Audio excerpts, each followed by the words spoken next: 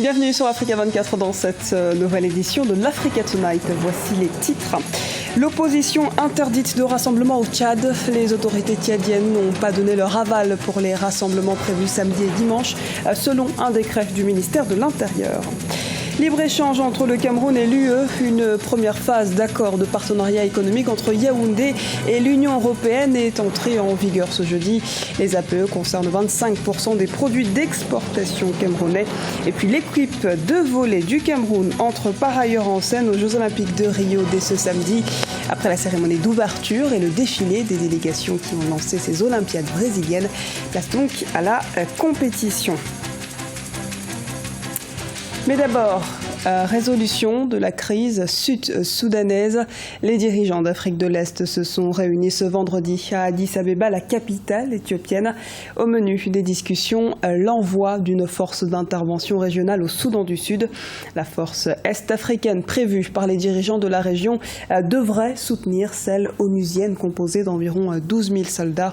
Le gouvernement sud-soudanais est néanmoins opposé à l'envoi de soldats étrangers sur son territoire. Alors que la majorité présidentielle au Tchad prépare activement l'investiture d'Idriss Déby ce 8 août, l'opposition multiplie les actions afin de contester la légitimité du président réélu. Elle appelle ainsi à une mobilisation générale le 6 août malgré l'interdiction des autorités. Un reportage de Mahamat Ramadan, notre correspondant au Tchad. La coalition Front de l'opposition nouvelle pour l'alternance et le changement a appelé ses partisans à marcher pacifiquement ce 6 août pour protester contre l'investiture du président Idriss Déby. Non, une marche pourtant interdite par le ministre de la Sécurité publique Ahmad Mohamed Bachir. Les membres de la coalition de l'opposition ne cèdent pas. Ils qualifient la décision du gouvernement d'anticonstitutionnelle. Pour les itinéraires, tout ce que nous sommes en train de faire, nous le préparons de façon méticuleuse et nous avons déjà saisi l'autorité depuis une semaine maintenant, pour lui annoncer tout cela. Et surtout, pour demander que l'autorisation de la marche nous soit accordée. Nous, on pense, moi en particulier, je pense que l'autorisation va nous être accordée. Parce que c'est une démarche légale et légitime. C'est une marche pacifique, dans la paix et dans la discipline. C'est dire donc que notre volonté d'une marche pacifique ne saurait être mise en doute. Au-delà de la marche pacifique, l'opposition a appelé à la ville morte le jour même de l'investiture du président réélu pour un 5e mandat. Pour la majorité présidentielle, ces actions de l'opposition n'ont pas de sens et elle la qualifie d'opportunisme politique. Décréter une ville morte le jour de l'investiture, c'est une double négation, en ce sens que nous, on s'attend à ce que ce jour-là, les gens restent devant leur écran pour regarder les chefs d'État des pays amis qui sont venus, et également pour écouter le discours d'investiture du président. Et si quelqu'un choisit ce jour-là de décréter une ville morte, il nous rend service. On doit dire merci. Pour ce qui est de la marche, je dis ici, eux aussi font marcher des gens, et nous on fait marcher des gens, qu'est-ce que ça va donner? Ça va donner un désordre. On a invité les différentes sensibilités à voter. Les gens ont déjà passé une journée debout pour voter, ça suffit. On ne va pas leur demander encore d'aller faire le pied de grue pour exprimer le vote qu'ils ont déjà fait et qui a été décompté. Notons par ailleurs que les deux candidats malheureux à la présidentielle d'avril passé, notamment Brice Mbaïmo et Gali Goutengata, ont suspendu cette semaine leur participation à la coalition du Front de l'opposition nouvelle pour l'alternance et le changement. Et sachez qu'Africa 24 vous fera vivre en direct cette cérémonie d'investiture tchadienne. Une émission spéciale sera organisée sur notre antenne ce lundi. L'accord économique entre le Cameroun et l'Union européenne est entré en vigueur ce jeudi 4 août 2016. Il repose sur la question des partenariats de libre-échange entre Bruxelles et les pays en développement en Afrique centrale, victimes notamment d'un fort ralentissement économique. Les précisions de Gladys Momba. Accord de libre-échange entre le Cameroun et l'Union européenne.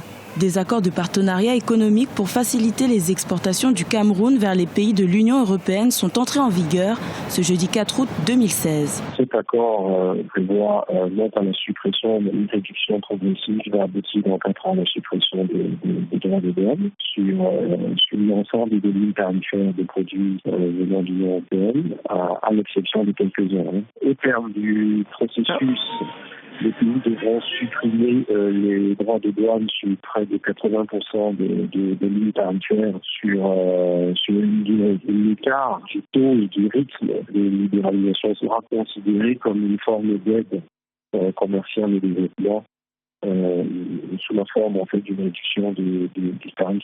Les APE concernent 25% des produits d'exportation du Cameroun. Ce décret viserait à favoriser la croissance de l'État par son commerce extérieur. Mais certains entrepreneurs et militants de la société civile camerounaise redoutent un effondrement des marchés locaux à cause du libre-échange avec l'Union européenne. Déjà aujourd'hui, au niveau local, de fortes pressions concurrentielles qui viennent d'acteurs venant de l'étranger, notamment de la Chine, venant de l'Inde et du Liban. Ces producteurs locaux ne sont pas préparés à une concurrence internationale. La décision unilatérale du Cameroun, première économie de la CEMAC, Communauté économique et monétaire d'Afrique centrale, remettrait en cause l'union douanière au sein de la sous-région, selon certains observateurs. Les pertes en termes de recettes douanières sont évaluées à près de 70%, d'après ce que prédit certaines économies. C'est plusieurs par pays, c'est plusieurs centaines de milliards de recettes budgétaires auxquelles il faudra renoncer. D'autres pays africains se sont engagés dans ces accords de libre-échange.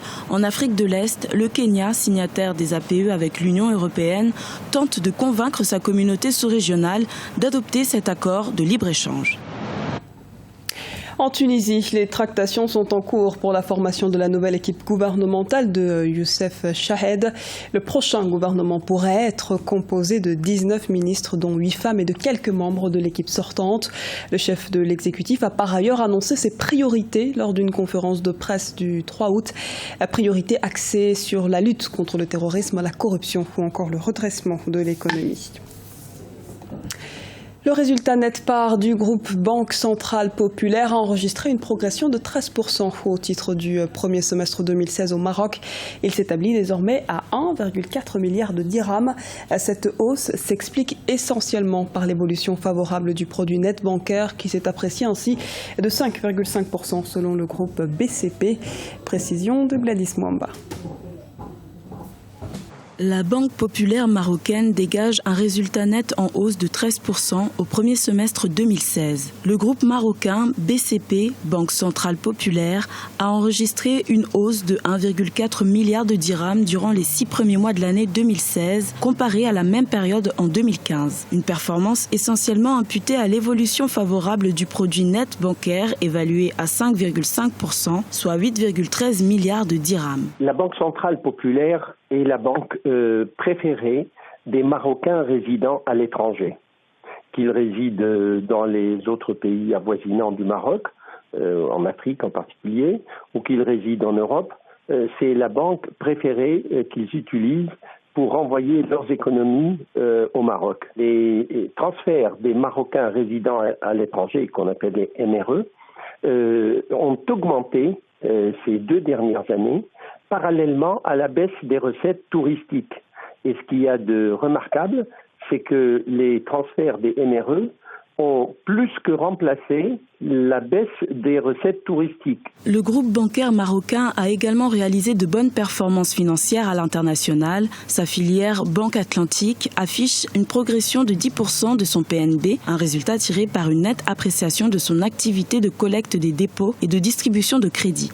La Banque Chabi, au niveau de leur petite épargne, des petits épargnants, de leurs petits placements, de leurs petits crédits, ils ont trouvé aussi qu'il y avait un créneau qui était délaissé par les très grandes banques et qui sert énormément les petits et moyens revenus, que ce soit d'ailleurs pour rapatrier au Maroc les recettes ou bien pour contracter des emprunts dans leur pays de résidence pour pouvoir améliorer leur niveau de vie, que ce soit un appartement ou une voiture ou des dépenses d'acquisition de biens de consommation durable. La Banque centrale populaire ambitionne de poursuivre son développement en Afrique subsaharienne. Au premier semestre 2016, le groupe bancaire a lancé l'ouverture d'une première succursale de la Banque Atlantique en Guinée-Bissau, un dispositif qui devrait permettre d'étendre la présence du groupe à l'ensemble des pays de la zone Union économique et monétaire ouest-africaine.